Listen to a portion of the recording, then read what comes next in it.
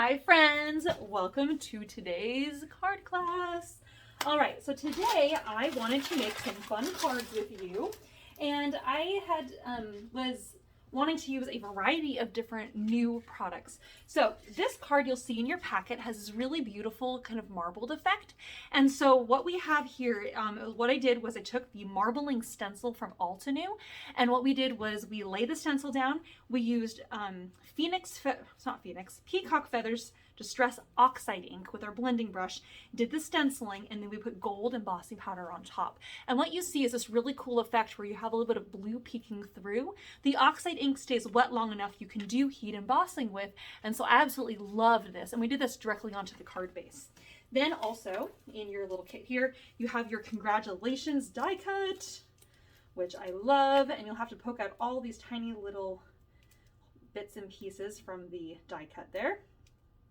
The inside of all those little letters. Okay, and then you will have our layering pieces here and our fun ribbon. So the very first thing you're going to want to do here is you're going to glue down the congratulations. So we're just going to stick some glue here. We're just going to lay this down. We just need a small amount of glue. I'm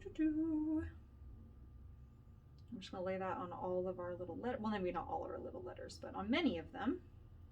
And then we're going to glue that down here on our piece of antique gold text white paper. And I'm going to recommend that you put your word just a little bit to the top, only because the letter G goes down below the rest of the letters, and you want to make sure that that all lines up nicely on your card here. Okay, I also had someone in class that decided that they were needing more birthday cards, so they decided to leave the sentiment off, in which case you could use the congratulations for a different card. And then if you wanted to stamp a different sentiment, you could do stamping and heat embossing like in a light gold color on the antique gold, and that would also look really beautiful. Then we have this dark green paper here, so we're just going to put some double-sided tape down. And as you lay this down, you're going to have just a little bit, I would say 1/8 of an inch border on all 4 sides. Okay.